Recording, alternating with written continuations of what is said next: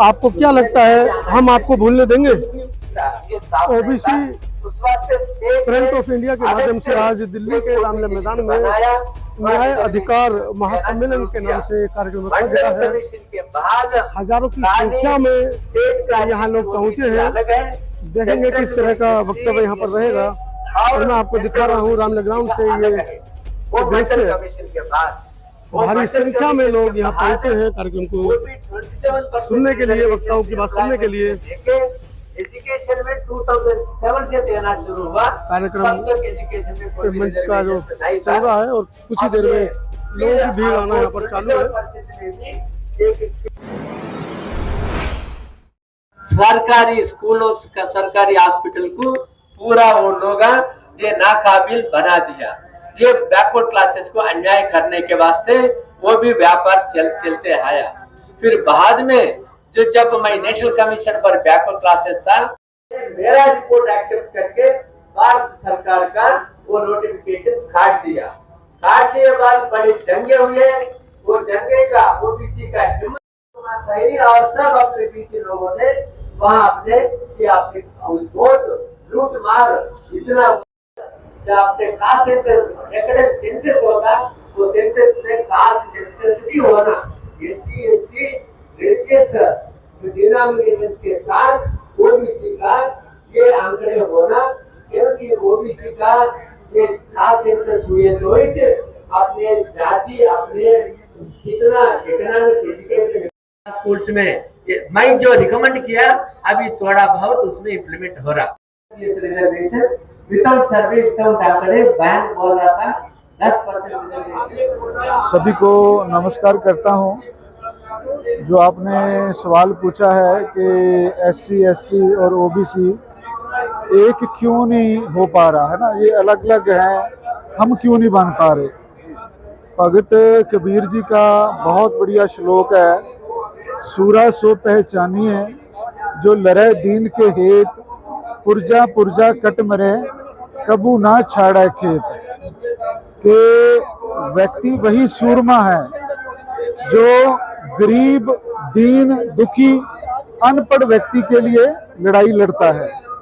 हमने क्या किया कि ओबीसी एससी एसटी ने, जो हमारे पढ़े लिखे लोग हैं, जो डॉक्टर भीमराव अंबेडकर जी ने ये एक बात कही थी अतीत काल में कि मुझे मेरे गरीब लोगों ने धोखा नहीं दिया, मेरे पढ़े लिखे समाज ने मुझे धोखा दिया है। तो ये बात वहाँ सच होती है कि पढ़े लिखे समाज ने, जो एससी एसटी और ओबीसी का है, उसने अपनी जिम्मेदारी नहीं निभाई। अगर वो जिम्मेदारी निभाएं, जो जितनी परसेंटेज में वो पढ़े लिखे हो चुके हैं, तो ऐसा कोई भी कारण नहीं है मुझे मिलता कि हम सत्ता का सुख ना ले पाए। मतलब सत्ता का सुख का मतलब है कि एससी एसटी और ओबीसी मुख्य स्ट्रीम लाइन में ना हो, चाहे वो मीडिया है, चाहे वो राजनीति है, चाहे न्याय का क्षेत्र है, चाहे नौकरियां हैं, चाहे बिजनेस है, चाहे कामगार हाथ करगा जो है, हम सभी जगह आगे आ सकते हैं। पंजाब में आए हैं, पंजाब में SC आपका देखा है? हाँ, पंजाब में जो एससी समाज है, मेरा ख्याल है कि पूरे देश भर में पंजाब में एससी समाज जो है, एससी तो पंजाब में है नहीं, शेड्यूल ट्राइब पंजाब में नहीं है। एससी समाज जो है वो 2011 के सेंसस में 31.94% था, जो कि अब बढ़ के 33% हो चुका है। और उनको 22.5% जो पूरे देश में आरक्षण मिलता है एससी और एसटी को, दोनों को मिला के, तो एससी समाज अकेले को वहाँ 22.5% मिल रहा है और बीसी समाज को वहाँ पर सिर्फ 10% नौकरियों में आरक्षण मिल रहा है।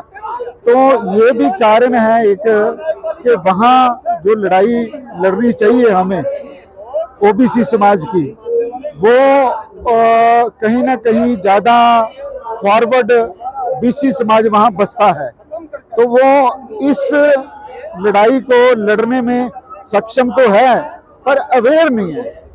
वो जागरूक नहीं है। तो ये कमी है। हालांकि बीसी समाज के साथ पंजाब में सबसे ज्यादा अन्याय हो रहा है और यही इस बात हम यहाँ आज रामलीला मैदान में न्याय अधिकार महाकुंभ के मंच के जरिए रखने के लिए पंजाब से यहाँ पर आए हैं। ममता बनर्जी कह रही है हम अकेले चुनाव लड़ेंगे, मायावती भी कह रही है हम अकेले चुनाव लड़ेंगे, तो कहाँ यूनिटी आ रही है यहाँ पे? नहीं देखिए, ये अभी कह रहे हैं नहीं लड़ेंगे, लेकिन ऐसी मजबूरी सामाजिक संगठन जैसे ये पैगाम में है, ठीक है, ये जो मीडिया बिकाऊ सौदे इन्होंने अपने तंत्र बना रखे हैं, इनकी बात को टीवी का बहिष्कार कर दो। मैं तो कहती हूँ टीवी पर हमारे सोशल मीडिया की कोई खबर नहीं आती है तो बहिष्कार कर दो ना उनका। तो हम टीवी का 2024 तक खंडन कर दें तो देखिए हमारी सरकार का परिनिर्माण दिवस है। मुझे लगता है अभी तक हम किसी ने भी उसको याद नहीं किया, लेकिन उसी के दिन के ऊपर आज का ये प्रोग्राम हो रहा है। माता सावित्रीबाई फुले जिन्होंने न्यायिक अधिकार के लिए पूरा जीवन एक जोड़ी ने लगाया, और मैं जब यहाँ नाभा कुमार अपने अधिकारों के लिए अपने साथ हो रहे शोषण के खिलाफ जागरूक किया था शिक्षा के माध्यम से, आज हम उनको याद फरमाने के लिए कम से कम एक नारा उनको याद फरमाने के लिए मैं बोलूंगा माता सावित्रीबाई फुले, आप बोलेंगे अमर रहे। भाई जितनी आवाज है यहाँ, पता नहीं इधर कौन कथावाचक इधर बैठा है, कोई हमारे इन प्रोग्रामों को खलल डालने के लिए भी लोग साथ में पैरेलल प्रोग्राम करते हैं। माता सावित्रीबाई फुले, भाई आप लोगों ने जो फुले मित्रों पूरा जीवन नारी हम बहुजन जो 2024 की तैयारी कर रहे हैं, जो संभावनाएं देख रहे हैं सत्ता की, क्या वो संभावनाएं पूरी हो सकती हैं? क्यों नहीं पूरी हो सकती? इस देश में 90% वोट हमारी है। जब वोट मेरी है और वोट से ही राज आना है तो संभावना तो पूरी है, 100% है हमारी, हमेशा से ही 100% रही है। बस हमें क्या करना है, हमें अपने लोगों को, एक जो हमारे नेता हैं, जो हमारे सामाजिक संगठन है, इनको बस एक मंच पर लेके आना है।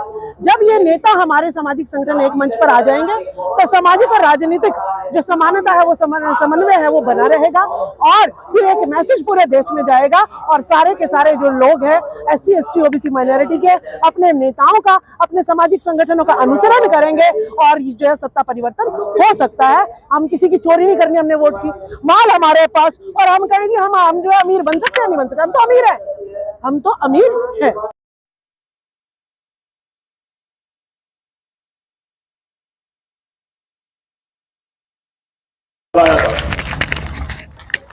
मित्रों हम क्यों नहीं अनुसरण करते हैं? यह अनुकरणीय कदम है। अकेले डॉक्टर भीमराव अम्बेडकर ने जितना किया है, अगर उसका हम 100वां हिस्सा, हम में से प्रत्येक व्यक्ति 100वां हिस्सा, अरे 100वां हिस्सा छोड़ दो, 1000वां हिस्सा भी हम अपने समाज के लिए खर्च करें तो मेरा विश्वास है मित्रों 2024 में मनवादियों की सरकार बढ़ेगी नहीं कभी। मित्रों अगर एक साथ हम लोग खड़े हो जाएं, 1000वां हिस्सा भी खर्च करें।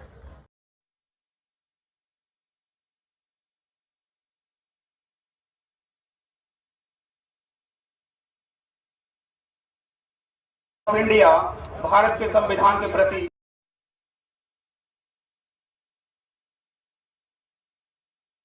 राष्ट्रीय अजेय हो, देश ये अजेय हो, राष्ट्रीय अजेय हो, देश की जयगान हो, राष्ट्र की जयघोष हो, देश की जयगान हो, राष्ट्र की जयघोष हो, संविधान की जय हो, न्याय की विजय हो, संविधान की जय हो, न्याय की विजय हो, संविधान के मार्ग पर बढ़े चलो, बढ़े चलो, संविधान पथ के मार्ग पर बढ़े चलो, बढ़े चलो।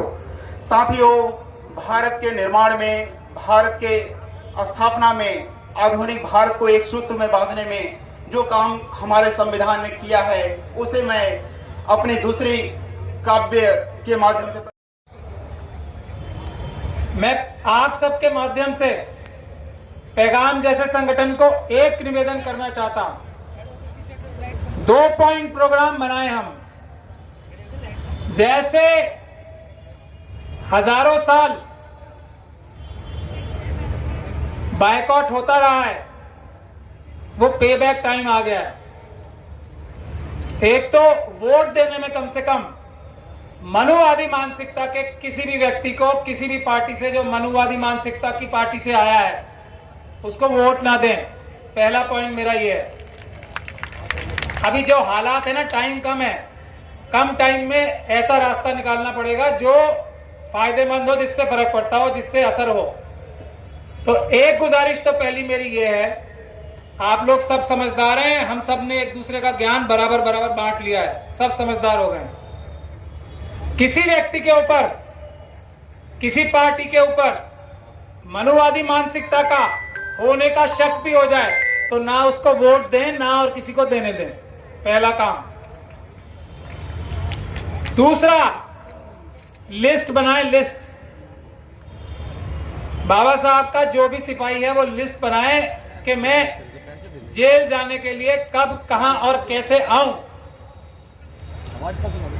जिस दिन हमारी इस लिस्ट में, और ये जेन्युइन दिल से लिस्ट होनी चाहिए, समाज में जन्मे सभी संतों और महापुरुषों के चरणों में नमन करते हुए मंच पर और मंच के सामने बैठे हुए मेरे सभी बुजुर्ग नौजवान साथी भाइयों और बहनों, आप सभी को मेरा जय भीम, आदाब, सत श्री अकाल, नमस्कार।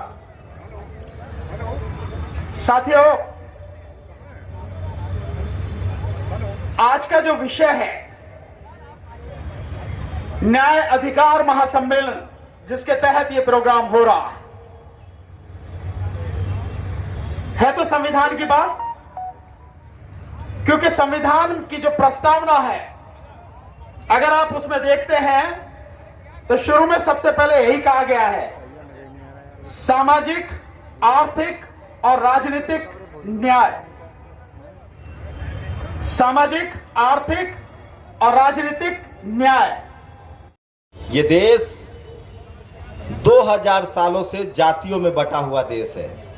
कोई ऐसी कम्युनिटी नहीं है जहां जाति नहीं है, लेकिन उस कम्युनिटी के जो जातिवादी लोग हैं वो इतने शातिर हैं, इतने होशियार हैं कि उन्होंने अपने ही समाज के लोगों को धर्म के आडंबर में घेर रखा है।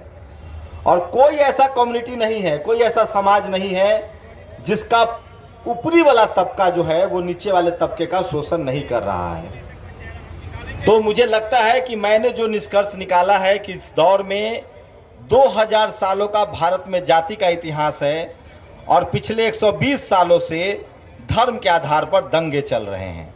अब आप लोगों को तय करना है कि इस देश की जो सबसे बड़ी बीमारी है वो जातिवाद की बीमारी है या सांप्रदायिकता की बीमारी है। आज के समय में दोनों बीमारी बहुत जरूरी है, सांप्रदायिकता भी है और जातिवाद भी है।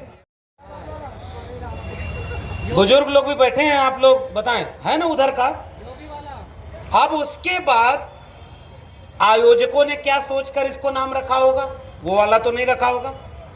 आयोजक तो वैचारिक लोग हैं, वी द पीपल, पैगाम और तमाम जो संगठन के लोग, मैं जानता हूं ये लोग बहुत मेहनत कर रहे हैं, बहुत संसाधन जुटा करके, लोगों को जुटा करके ये आयोजन जो करते हैं, ये बहुत बड़ी बात है। पिछले दिनों भी आयोजन किया था, फिर कर रहे हैं और लगातार करते जा रहे हैं। यानी ये वैचारिक लोग हैं, तो इसका मतलब इन्होंने जो इसका इस्तेमाल किया है वो एक जुटान के अर्थ में किया है, लोगों को इकट्ठा करने के अर्थ में किया है। और बहुत बड़ी तादाद में लोग हों ऐसी उम्मीद करते हुए इसका नाम महाकुंभ रख दिया। तो भाई गलती इनकी थोड़ी है। अब हमारे लोगों की ये जागरूकता है, अति जागरूकता है। हमारे लोग इतने ज्यादा जागरूक हो गए हैं कि अब ऐसे कार्यक्रमों में भी जाने की जरूरत नहीं महसूस करते। बहुत जागरूक हैं, घर में बैठे होंगे, यहां कम लोग हैं, लेकिन मुझे उम्मीद है कल भीड़ आएगी, कल और लोग आएंगे और लोगों को आना चाहिए। तो जैसे शब्द भले ही ब्राह्मणवादी हो, हमने उसका इस्तेमाल सकारात्मक किया। उसके अंदर जो विशेष कमी है, मैंने 4 पंक्तियों के अंदर लिखा है कि न जाने क्यों न जाने क्यों इतने मतलबी हो गए हैं लोग, न जाने क्यों इतने मतलबी हो गए हैं लोग। निस्वार्थ के लिए औरत शौहरत दौलत कमो, समता आंदोलन से भटके किसको मार्ग दिखाए, इतने खुदगर्ज हो गए लोग, इतने खुदगर्ज हो गए लोग। साथियों, ये हमारे समाज की पीड़ा है। आज हर कोई तीसरा व्यक्ति महीने 2 महीने साल 2 साल काम करता है और एक अपनी राजनीतिक पार्टी तैयार कर लेता है। साथियों, ऐसे कैसे समता आएगी? जो मान्यवर काशीराम जी ने जो काम किया था घर घर जाकर के, साइकिल चला करके जो पदयात्रा की थी पूरे भारत में, जब तक वो उस रूप में काम नहीं करेंगे। दूसरा, जो सबसे बड़ी जो बात है, विचारों की लड़ाई है। अब बाबा साहब की जय भीम सब करते हैं, लेकिन उनके बताए हुए रास्ते में कोई नहीं